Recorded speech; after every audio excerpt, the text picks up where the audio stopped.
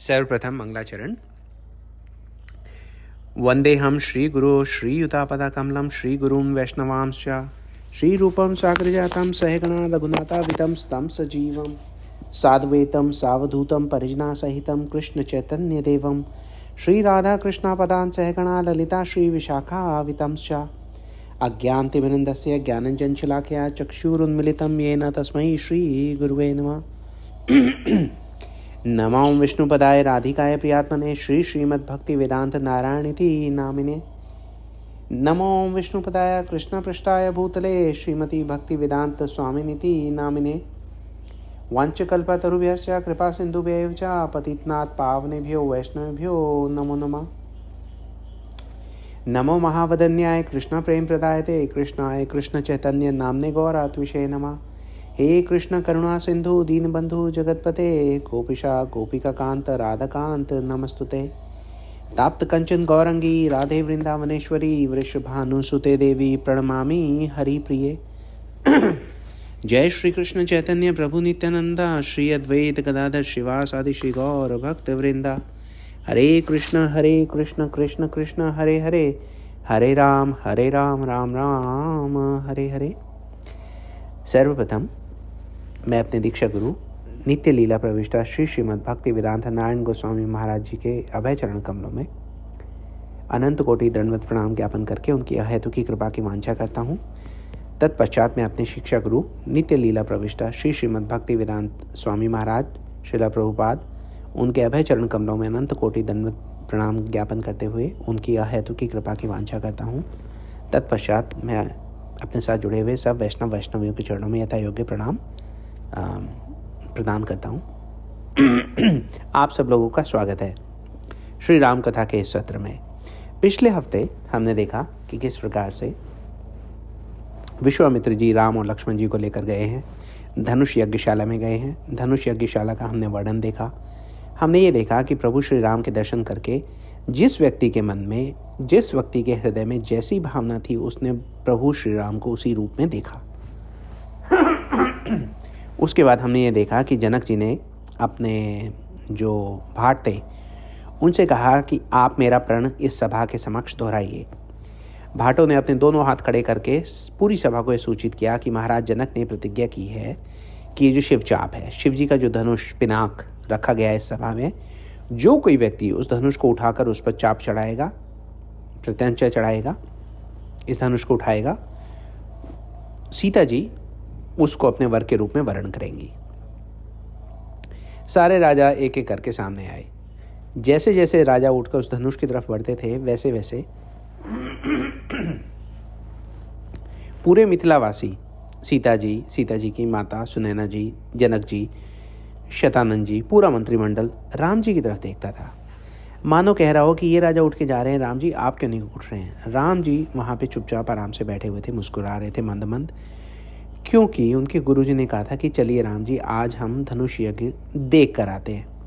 उन्होंने ये तो कहा ही नहीं था कि चलिए आज धनुष यज्ञ में भाग लेके आते हैं, इसलिए राम जी कुछ एकदम मर्यादा में रहेंगे तो वहाँ पे बैठे हुए हैं। लक्ष्मण जी सोच रहे हैं कि मेरे प्रभु श्री राम जी की जो शक्ति हैं, आदि शक्ति हैं, सीता जी, उनका स्वयंवर है। ये मूर्ख राजा यहाँ क्यों समय बर्बाद कर रहे हैं। यहाँ तो राम जी को चाहिए कि वो आगे बढ़ें और इस धनुष को भंजन करें इसका, और सीता जी के वर के रूप में सीता जी की जयमाल जो है अपने गले में डलवाएं। लेकिन राम जी जो है वो वहाँ पे चुपचाप बैठे हैं। इधर सारे राजा चुप एक एक करके आगे बढ़ रहे हैं।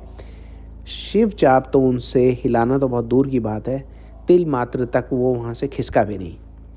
सब लोग अपना अपना प्रयास करके वापस आकर बैठ गए।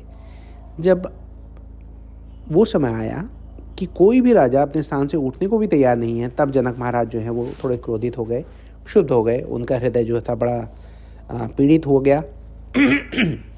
पीड़ित इस बात से हो गया क्योंकि राम जी उठ ही नहीं रहे। उन्होंने सभा में आगे जाके कहा कि मुझे लगता है कि पृथ्वी वीरों से खाली हो गई है। ये बात जब लक्ष्मण जी ने सुन ली तो लक्ष्मण जी से रहा नहीं गया, उठ गए। उन्होंने कहा कि जब मेरे भैया बैठे हैं तो आपने ये कहा कैसे कि भाई ये पृथ्वी जो है वो वीरों से खाली हो गई। लक्ष्मण जी ने अपनी पूरी बात जो है बोल दी। लक्ष्मण जी ने जैसे ही बात बोली, सीता जी का हृदय जो है हर्षित हो गया।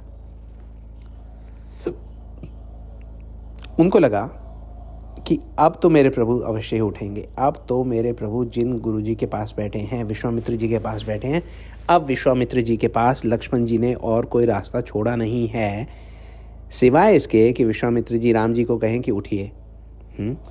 हुआ वही, विश्वामित्र जी ने कहा राम जी को कि आप उठिए और जो महाराज जनक है उनका परिताप हर लीजिए। महाराज जनक का परिताप यही था कि वो जब से उन्होंने राम जी के दर्शन किए थे तब से वो सोच रहे हैं कि ये राम ही है मेरी सीता के योग्य वर, तो ये क्यों नहीं उठ रहे हैं, क्यों ये धनुष को उठा नहीं रहे हैं। तो चलिए, अब विश्वामित्र जी ने कह दिया तो राम जी उठते हैं, सब गुरुजनों को, सब ब्राह्मणों को, सब संतों को, साधु समाज को प्रणाम करते हैं, उनका आशीर्वाद लेते हैं, उसके बाद आगे बढ़ते हैं, धनुष को प्रणाम करते हैं, अपना जो शील है वो प्रकट करते हैं। और उसके बाद एक ही पल में, जितनी देर में बिजली चमकती है इतनी देर में ही राम जी ने वो धनुष उठाया, उसको प्रत्यंचा चढ़ाई और इतने में उसका भंजन भी कर दिया। सब पूरी सभा जो है उन्होंने इस दृश्य का दर्शन किया और ज़ोर ज़ोर से अपनी प्रसन्नता को प्रकट किया। सीता जी आई, सीता जी ने जयमाल राम जी को पहनाई, इतनी देर में परशुराम जी आ गए। अब जब परशुराम जी आ गए तो क्या होता है कि परशुराम जी आकर देखते हैं कि शिव जी का जो धनुष है वो खंड खंड हुआ धरती पर पड़ा हुआ है। बहुत क्रोधित होते हैं, वो कहते हैं किसने किया। फिर हम सब ने देखा कि राम जी उनके आगे गए, हाथ जोड़कर उनको समझाने का प्रयास किया, वो उनकी बात सुन ही नहीं रहे हैं। लक्ष्मण जी ने देखा कि ये जो परशुराम जी आए ये तो मेरी भाषा बोलते हैं, बड़ा आनंद आएगा। लक्ष्मण जी आगे आ गए, उनके साथ उनके सवालों का जवाब देने लगे। परशुराम जी बहुत क्रोधित हो गए, लक्ष्मण जी ने उनको और क्रोध दिलाया। उन्होंने, अब लक्ष्मण जी यहाँ पे कर क्या रहे हैं ये समझने का थोड़ा प्रयास करते हैं कि लक्ष्मण जी जब उनको क्रोध दिला रहे हैं तो वे देखते हैं कि इतने क्रोधी परशुराम जी, जितना उनको क्रोध आएगा उतना यहाँ पे ये जो दुष्ट राजा थे, हजारों दुष्ट राजा वहाँ पे एकत्रित थे और वो ये कह रहे थे कि हम अभी इन दोनों भाइयों पे आक्रमण करके इनको बंदी बना लेते हैं। और परशुराम जी से वो बहुत भयंकर रूप से भयभीत थे। तो जैसे जैसे परशुराम जी का क्रोध बढ़ रहा था वैसे वैसे वो जो राजा थे वो और भी भयभीत हुए जा रहे थे। उसके बाद लक्ष्मण जी को पता था कि अभी राम जी जो हैं परशुराम जी को शांत कर देंगे, परशुराम जी उनके आगे हाथ जोड़कर बैठ जाएंगे तो ये सब सारे राजा जो हैं ये अपने आप ही ठीक हो जाएंगे। तो परशुराम जी का क्रोध जो जब चरम सीमा पर पहुंच गया तब प्रभु राम जी ने उनके सामने जाकर उनको अपने वचनों से शांत किया। परशुराम जी को समझ में आ गया कि मुझे शांत करने वाला भगवान के सिवा कोई हो नहीं सकता। उन्होंने अजगर धनुष आगे किया। अजगर धनुष जैसे ही भगवान राम ने अपने हाथ में लिया क्या, अजगर धनुष सीधा उनके हाथ में चला गया। अजगर धनुष कभी भी अपने स्वामी के अलावा किसी के हाथ में तभी जाता है स्वामी की आज्ञा से। तो यहाँ पर तो जब भगवान राम के हाथ में चला गया तो परशुराम जी समझ गए कि ये ही अजगर धनुष के स्वामी हैं, ये ही भगवान नारायण स्वयं आए हैं। उसके बाद उन्होंने उनको प्रणाम किया, वहाँ से चले गए। अब परशुराम जी का आना और उनका वहाँ से जाना देखने वालों के लिए तो ये समझिए कि एक अविश्वसनीय दृश्य था। दुष्ट राजा जो थे वो तो जल्दी में भाग लिए। उन्होंने कहा भागो, जो व्यक्ति परशुराम जी को ऐसे कर सकता है वो हमारा क्या करेगा। वो तो भाग लिए। दरबारियों के मुख खुले के खुले रह गए कि ये हुआ क्या, उसका कारण क्या है। उसका कारण आज हम थोड़ा सा जानने का प्रयास करते हैं कि जाने से पहले परशुराम जी जब सभा से गए तो वो चुपचाप नहीं गए। जाने से पहले उन्होंने कुछ कहा। उन्होंने जो कहा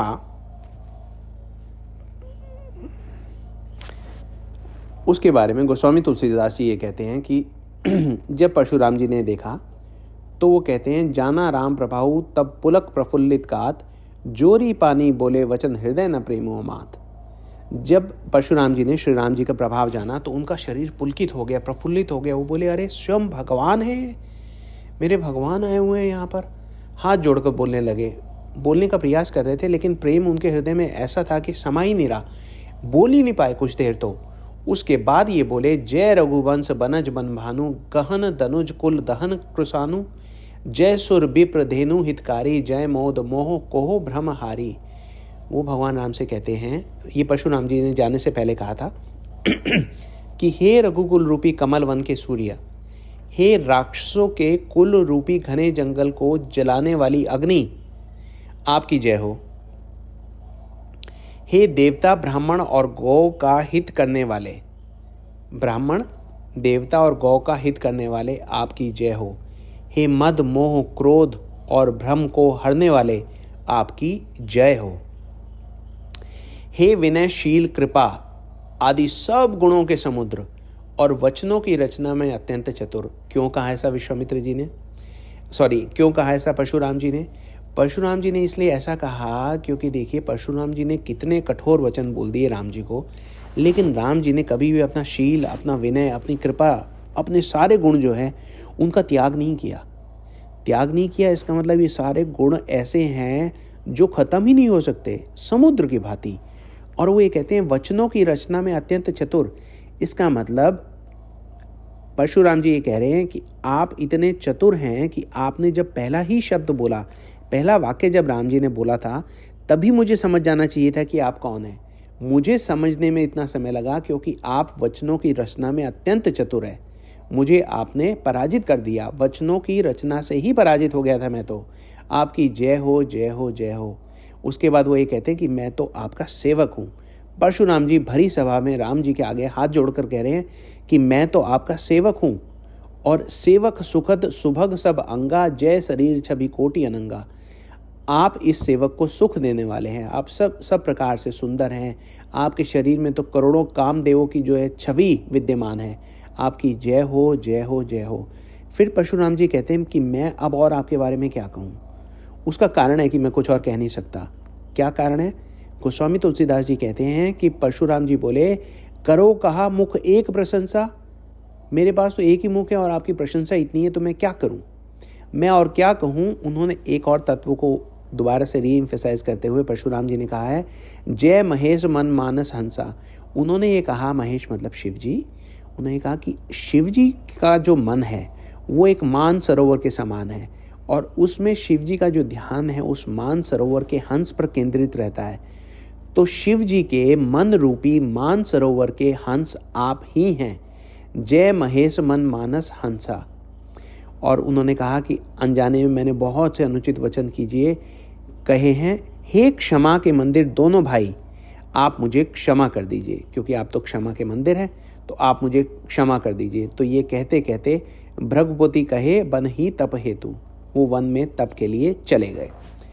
अब जब ये सब सारा हो रहा था तो सारे के सारे, हमने कहा मिथिलावासी जो थे वहाँ पे उस समय जो भी सभा में उपस्थित थे, सबके मुख खुले के खुले रह गए कि ये हुआ क्या। ऐसा तो हमने आज तक सुना ही नहीं था कि परशुराम जी कभी आए, किसी सभा में आए, वो इतने क्रोधित हो जाएं और उसके बाद राम जी के आगे दोनों हाथ जोड़कर इतनी उन्होंने पूरी वंदना की और उसके बाद उनके पैरों में पड़कर चले गए वहाँ से।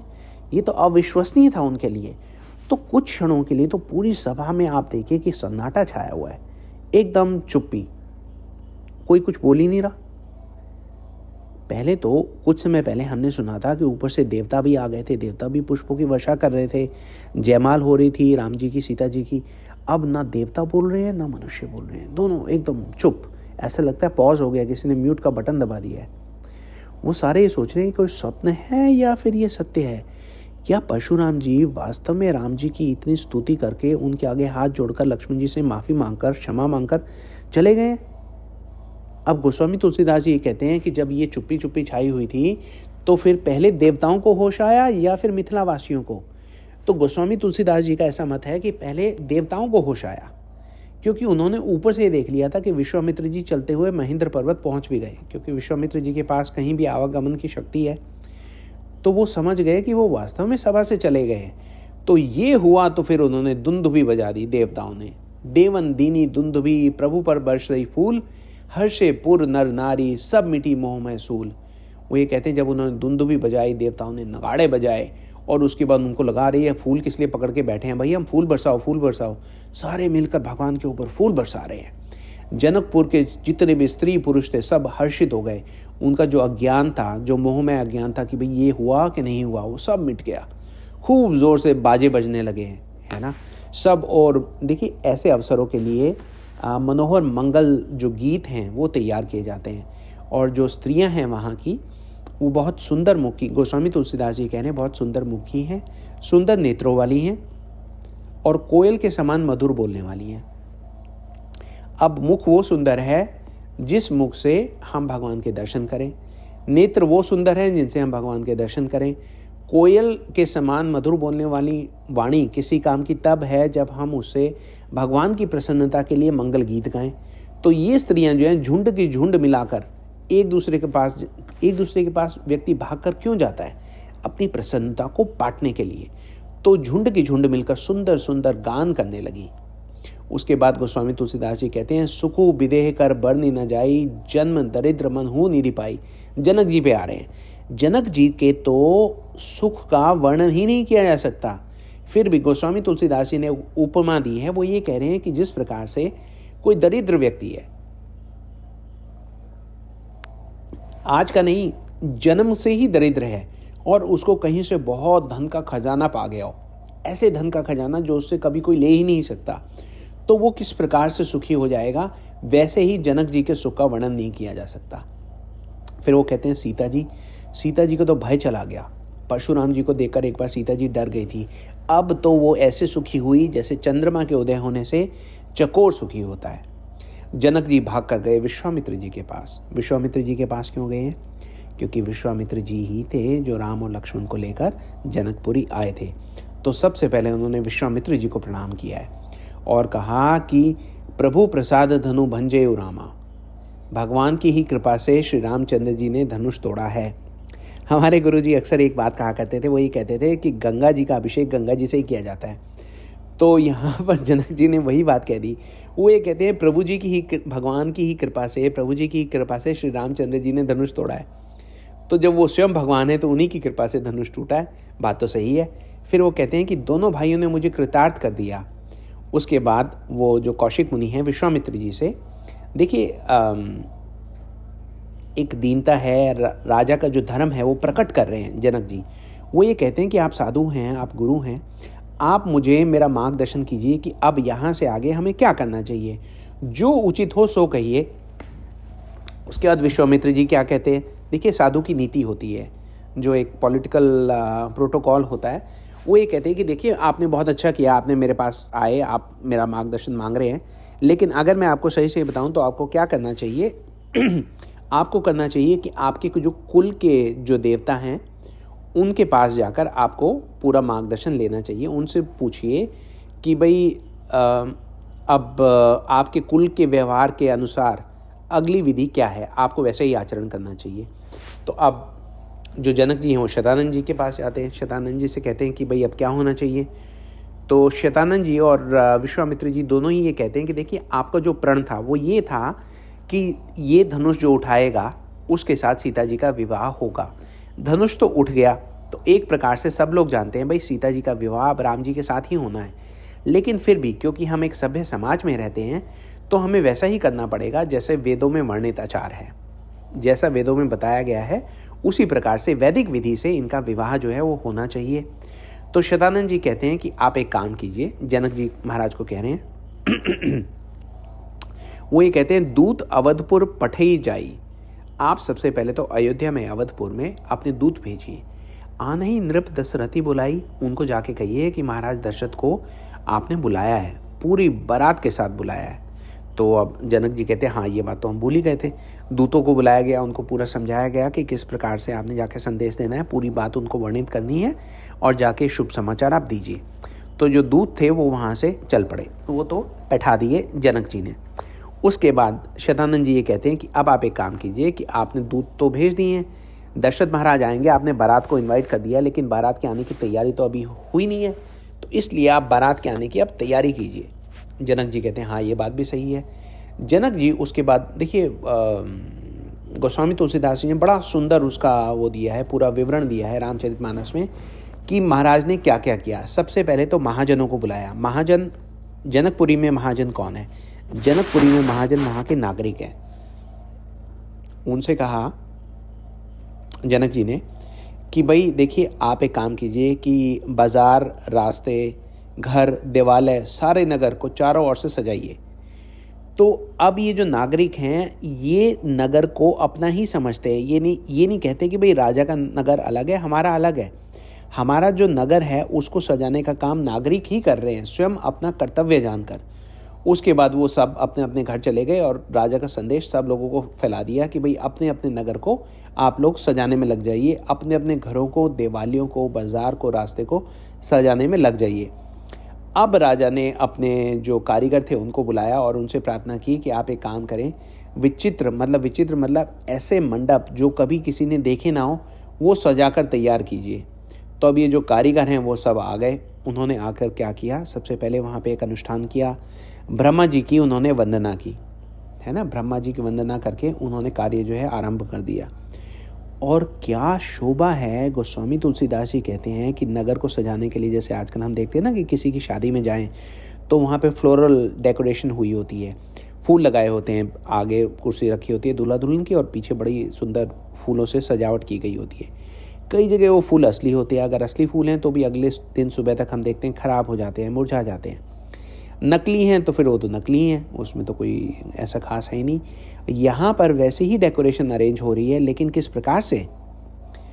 ये जो कारीगर हैं उन्होंने क्या किया, उन्होंने सोने के खंबे उठाए, पहले तो सोने के, मेड ऑफ गोल्ड, और उनसे क्या किया, केले के पेड़ बनाने लगे नकली, और उसमें हरी हरी मणियों से उन्होंने पत्ते बनाए, फूल बनाए, और एक मणि आती है पद्मराग। पद्मराग जो मणि होती है बहुत ही सुंदर होती है, फूल के जैसे दिखती है, तो उसके उन्होंने फूल बनाने शुरू किए। ऐसे उन्होंने पूरे मंडप की रचना की कि जैसे फूलों की एक वेदी बनाई हो, ऐसे उन्होंने मंडप बहुत सारे बनाने शुरू किए। अब ब्रह्मा जी की क्योंकि उन्होंने वहाँ पे वंदना की थी, इसलिए ब्रह्मा जी भी पर्सनली आए हुए थे।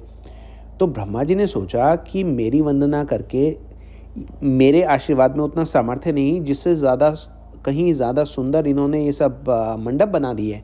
वो भी हैरान हो गए कि ये बनाया तो कैसे। ब्रह्मा जी घूम घूम कर देख रहे हैं कि अरे ये बांस जो हैं ये असली हैं कि नकली हैं। तो जब जाके बांस को देखा तो वो पन्ने के बने हुए थे, हरी हरी मणियों के बने हुए थे, और ऐसे बनाए हुए थे कि समझ में नहीं आते थे। दूर से ऐसा लग रहा था कि वैसे बांस एक पौधा है, लेकिन वो बनाए हुए हैं इतनी महंगी महंगी मणियों से, सोने की सुंदर नागबेली से उनकी लताएं बनाई हुई थी, पत्तों के बिल्कुल जैसे दिखती थी। ब्रह्मा जी भी जगह जगह जाके टेस्ट कर रहे हैं और हैरान हो रहे हैं। उसके बाद वो गए और उन्होंने देखा कि नागबेली के रचकर और पच्चीकारी करके बंधन मतलब रस्सियाँ बनाई गई हैं, उन रस्सियों पे मोती टांगे गए हैं, और मोतियों के साथ साथ माणिक, पन्ने, हीरे, फिरोजे, इन सब रत्नों को चीर कर, कोर कर, पच्चीकारी करके इनके अलग अलग रंग के कमल बनाए हैं। ब्रह्मा जी घूम रहे हैं, ये देखते हैं कि भाई ये बनाया उन्होंने कैसे है। अब पूरी संपूर्ण सृष्टि की रचना की ब्रह्मा जी ने। ब्रह्मा जी बोले कि ये सारे पेड़ पौधे, फूल, फल ये तो मैंने ही बनाए हैं, लेकिन इतने सुंदर मैं क्यों नहीं बना पाया जितने सुंदर आज महाराज जनक के आदेश पे इनके कारीगरों ने बना दिए, और वो भी सोने के, पन्ने के, मणि के। तो ये तो एक ऐसी सजावट है जिसे ब्रह्मा जी देखकर भी हैरान है। और उन्होंने इसी प्रकार से हीरे मोतियों से भौरे बनाए, बहुत से रंगों के पक्षी बनाए जो हवा के सहारे गूंजते थे और कूंजते थे। इसका मतलब वो वज़न में भी हल्के थे। पेड़ों के ऊपर उन्होंने ऐसे पक्षी बना दिए, हीरे मोती सोने चांदी के, जो हवा चलने पे उड़ते थे, और वो उड़ने के बाद जैसी हवा स्लो होती थी तो वो नीचे आ जाते थे और आके पेड़ पे ही बैठते थे। तो ब्रह्मा जी हैरान है कि ये क्या कारीगरी है।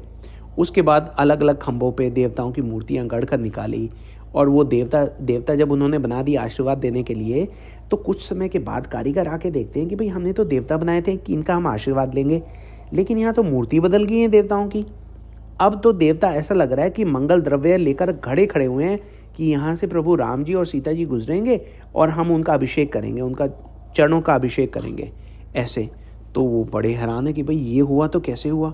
तो इसी प्रकार के वहाँ बहुत सारे ऐसे विचित्र मंडप का तो वर्णन ही नहीं किया जा सकता। गोस्वामी तुलसीदास जी कहते हैं कि जिस मंडप में श्री जानकी जी दुल्हन होंगी, किस कवि की बुद्धि है कि उसका वर्णन कर सके। जेही मंडप दुल्हनी बैदेही, 100 बरने 80 मती के भी के ही। और दुल्हन तो सीता जी होंगी, दूल्हे हमारे राम जी होंगे। दुलु रामु रूप गुण सागर, 100 बितानु तिहु लोक उजागर।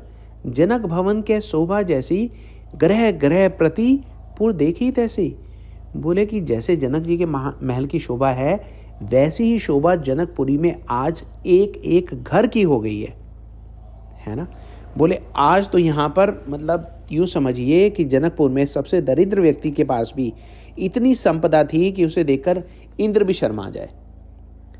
तो अब उसके बाद गोस्वामी तुलसीदास जी कहते हैं कि इसमें भी कोई हैरानी की बात नहीं है। हैरानी की बात इसलिए ये नहीं है क्योंकि इस नगर में तो सीता जी जो है वो भ्रमण करती हैं। सीता जी जब भ्रमण करती हैं तो उनके चरणों की रेणु से इतनी सारी लक्ष्मियाँ निकलती हैं कि वो लक्ष्मियाँ जो हैं साकार रूप में पूरे नगर में भ्रमण करती हैं।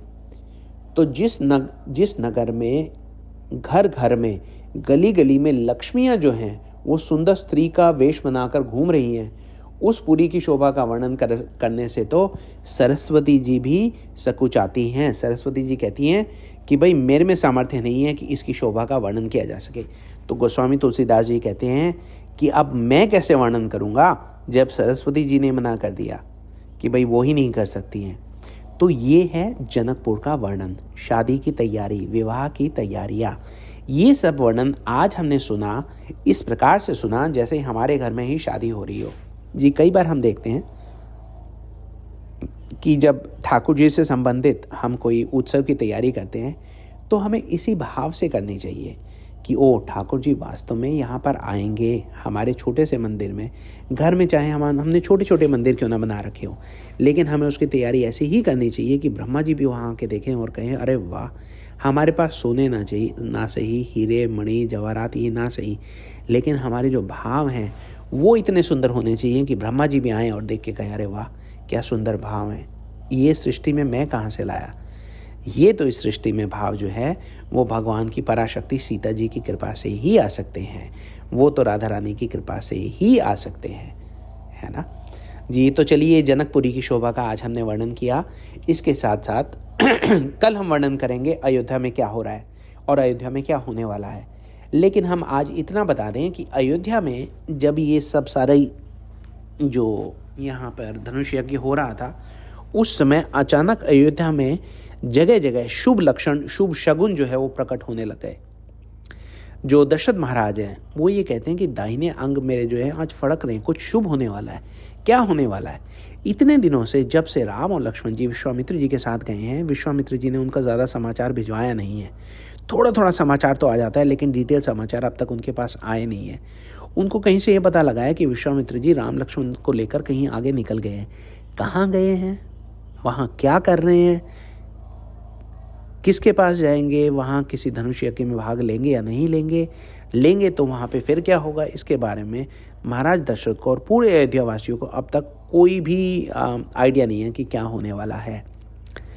तभी अचानक नगर के बाहर जो पहरे दे रहे हैं, नगर में आने वाले व्यक्तियों को चेक करने के लिए, उनके पास एक सूचना आती है कि दूत आए हैं, राजदूत आए हैं। तो पूछते हैं कि राजदूत कहाँ से आए हैं। इतने में राजदूत वहाँ पर पहुँच जाते हैं और वो ये कहते हैं कि हम जनकपुरी से आए हैं, महाराज दशरथ के लिए संदेश लेकर आए हैं। किस बात का संदेश लेकर आए हैं? तो ये कहते हैं श्री राम और लक्ष्मण जी के लिए से संबंधित संदेश लेके आए हैं। अब जैसे ही ये बात सुनते हैं तो वो कवाड़ जो है राजद्वार के खोल देते हैं। राजद्वार के ऊपर कुछ जो है कर्मचारी बैठे रहते हैं। जैसे उनको ऐसा लगता है कोई शुभ समाचार है तो ये उनका कार्य है कि वहाँ पे वो दुंदुभी बजाते हैं और फूलों की वर्षा करने लगते हैं फाटक से ही, अयोध्या के प्रवेश द्वार से ही। तो जब दुंदुभी बजती है तो सारे नागरिकों का ध्यान उधर जाता है कि क्या शुभ समाचार, क्या शुभ समाचार। अब उनकी जो दृष्टि है वो पड़ती है इन दूतों पर जो जनकपुर से आए हैं। अब जनकपुर से आए ये दूत क्या कहेंगे, कहाँ जाएंगे, वहाँ क्या क्या बातें बताएंगे, ये सब सुनने के लिए हम लोग आपको आमंत्रित करते हैं कल के हमारे सत्र में।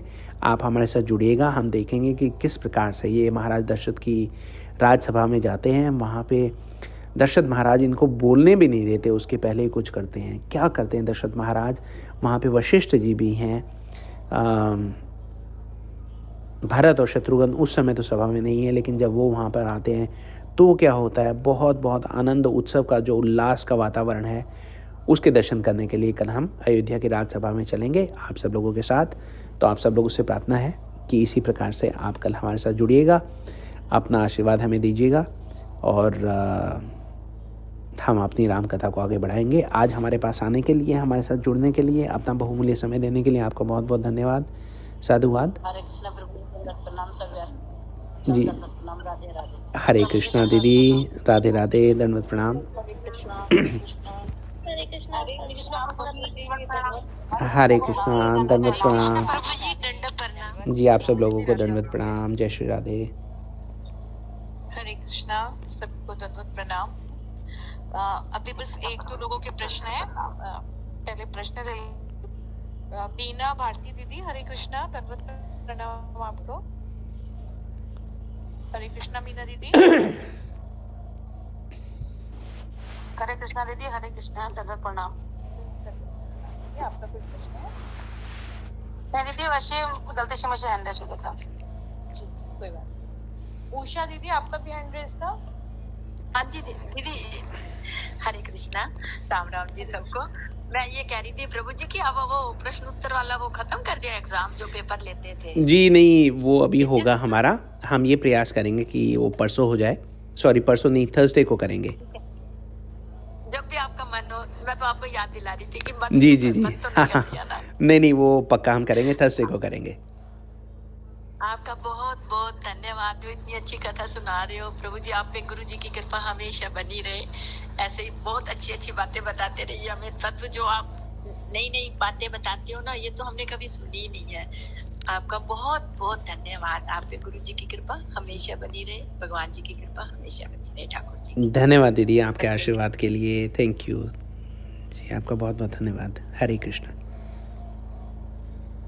हरे कृष्णा दीदी, प्रभु जी सबको हरे कृष्णा दीदी। मनोज तिवारी प्रभु जी, हरे कृष्णा। हरे कृष्णा मनोज प्रभु जी। हरे कृष्णा प्रभु जी, दंडवत प्रणाम। दंडवत प्रणाम प्रभु जी, दंडवत प्रणाम। कैसे हैं आप? कृपा है प्रभु जी। एक छोटा सा प्रश्न था प्रभु जी की, जैसे परशुराम जी भगवान 6वें अवतार हैं भगवान के, और रामावतार 7वां अवतार है। तो एक ही समय में ये भी अपने आप में अनूठा संयोग है कि भगवान के 2 अवतार एक ही समकालीन रहे हैं। एक बारे में थोड़ा सा कुछ जी। हरे कृष्णा। बाकी प्लीज आप सब अपना म्यूट कर लीजिए। हरे कृष्णा जी। मनोज प्रभु का प्रश्न ये है, देखिए सबसे पहले हम ये समझना शुरू करते हैं कि हमारे यहाँ अक्सर ये कहा गया कि भाई भगवान के दशावतार हैं या ऐसा कुछ है। देखिए भगवान के जो अवतार है वो अनेक हैं, है ना, उनकी कोई गिनती नहीं है, अनगिनत है। प्रमुख रूप से लोग जिनके बारे में जानते हैं, जिनकी लीलाओं का ज़्यादा श्रवण करते हैं, उन अवतारों में एक परशुराम जी भी आते हैं। तो परशुराम जी के जो आने के, परशुराम जी शक्तावेश अवतार हैं। शक्तावेश अवतार का मतलब, देखिए पीछे मुझे लगता है कि विशाखा दीदी ने क्लास ली थी 2 वीक पहले, उसमें उन्होंने डिटेल में बताया होगा कि भगवान के अवतार किस प्रकार के हैं। तो शक्तावेश अवतार के बारे में भी मैं समझता हूँ कि आप सब लोगों को बताया होगा। तो शक्तावेश अवतार का मतलब ये है, भगवान अपनी जो शक्ति हैं वो संचारित करते हैं किसी विशेष प्रयोजन के लिए। तो जो क्षत्रिय थे उनमें थोड़ी सी दुष्टता आ गई थी, कुछ अहंकारी हो गए थे। तो क्षत्रियों का जो धर्म है वो ठीक प्रकार से निभ नहीं पा रहा था, तो उनको ठीक करने के लिए परशुराम जी ने एक अवतार लिया था। तो वो अब भगवान एक लीला में अनेक जो अपने कार्य हैं वो साधते हैं। तो यहाँ पर क्योंकि परशुराम जी तो थे ही, तो परशुराम जी राम जी का शील बढ़ाने के लिए उन्होंने यहाँ पे एक भूमिका निभाई। उन्होंने आके, क्योंकि परशुराम जी का तो आतंक था क्षत्रिय समाज में, ऐसा माना गया है कि 21 बार तो वो सारे जितने भी दुष्ट क्षत्रिय वो थे उनका सफाया कर चुके थे, और उनको केवल इस शर्त पे छोड़ देते थे कि भाई मैंने एक उसको तो मार दिया है, वो दुष्ट था, अब जो अगली आने वाली पीढ़ी है वो संभल के ऊपर आए कि कहीं वो कोई भी किसी भी प्रकार की दुष्टता ना दिखाए। यहाँ पर भी हमने देखा कि जब धनुष यज्ञ हो रहा था, तो धनुष यज्ञ के समय भी जब परशुराम जी ने प्रवेश किया तो सब जितने भी राजा थे वो अपना अपना परिचय देने लगे। वो ये कह रहे थे कि भैया हमारे वंश में आपकी कृपा हो चुकी है, we have learn the lesson, क्योंकि हमारे दादा को, परदादा को, किसी ना किसी को आपके हाथों से दंड मिल चुका है, इसलिए आपको हमें दंड देने की आवश्यकता नहीं पड़ेगी। और जब इतने आतंक वाले मतलब जो दुष्ट राजा हैं उनके लिए आतंकी परशुराम जी को जब राम जी ने अपने वचनों के द्वारा ये समझा दिया कि भाई मैं और कोई नहीं हूँ, मैं स्वयं भगवान हूँ, तो उनके जो शक्तावेश अवतार थे वो भगवान के जो हम देखते हैं मर्यादा पुरुषोत्तम अवतार हैं, उनके आगे झुक जाते हैं, उनको नमन करते हैं, उनकी वंदना करते हैं और चले जाते हैं। ठीक है, तो पहले हमें ये भी समझना है कि ये तो चलिए भगवान के अवतार हैं, एक शक्तावेश अवतार है, लेकिन उसके अलावा जितने सारे लोग हम इस संसार में देखते हैं वो हम सब भी भगवान के ही अंश हैं। भगवान श्रीमद् भगवत गीता में कहते हैं ममया वंशे जीवलोके जीवभूता सनातना। तो बोले ये लोग जितने भी जीव इस संसार में वो सब मेरे ही अंश हैं। उसी प्रकार से जो भगवान का शक्तावेश अवतार है वो भी भगवान से ही निकले हैं, लेकिन हम हैं यहाँ पर भगवान के शील को बढ़ाने के लिए, भगवान के गुणगान करने के लिए, लेकिन हम करते नहीं हैं। एक प्रकार से यहाँ पे हमारे देखने के लिए लेसन भी यही है कि अगर हमारा कोई कार्य होना चाहिए तो यही होना चाहिए कि हमें भगवान की वंदना करनी चाहिए, भगवान का नमन करना चाहिए। तो यही बात हमें दिखाने समझाने के लिए परशुराम जी ने यहाँ पे एक रोल प्ले किया है। तो उसमें कोई हैरानी की बात नहीं है, क्योंकि हमें क्या करना है क्या नहीं करना ये भी भगवान को ही सिखाना पड़ता है। देखिए एक दूसरा एग्जाम्पल लेते हैं। लक्ष्मण जी क्या है, राम जी और लक्ष्मण जी में कोई भेद नहीं है।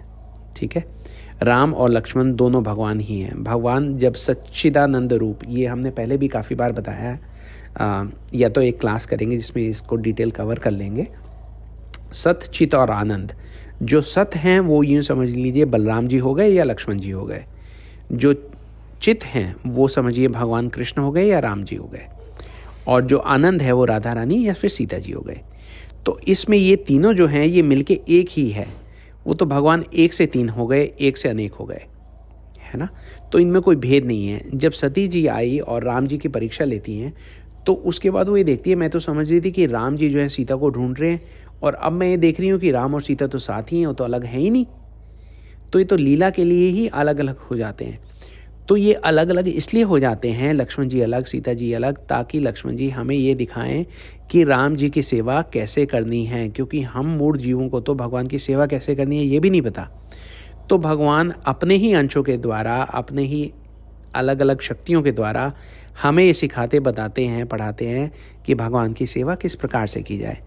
तो उसी लीला का एक पात्र जो है वो निभाने के लिए परशुराम जी यहाँ पर जो थे धनुष यज्ञ सभा में आए, और उन्होंने राम जी का जो पताका थी, जय पताका महिमा जो थी, उसको मंडित करने का प्रयास किया। तो ये इसकी एक्सप्लेनेशन है प्रभु जी।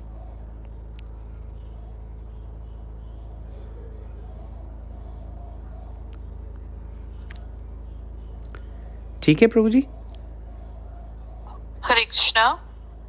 हरि बोल प्रभु जी, बहुत अच्छे ढंग से समझाया प्रभु जी। धन्यवाद प्रभु जी। हरे कृष्णा प्रभु जी, हरि बोल।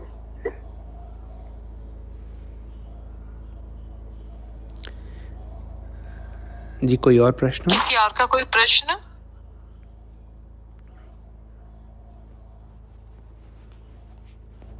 प्रभु जी अभी कोई शायद प्रश्न नहीं है जी। ठीक, तो फिर हम कल आप सब लोगों से दोबारा भेंट होगी अयोध्या में महाराज दशरथ जी की राज्यसभा में। हम आप लोगों से भेंट करेंगे। तब तक के लिए आप हमें आगे दीजिए। हरे कृष्णा, जय श्री राम, जय श्री राधे। दंडवत प्रणाम जी, राधे राधे जी। हरे कृष्णा, राधे हरे कृष्णा प्रभु जी। हरे कृष्णा, दंडवत प्रणाम आप सब लोगों को।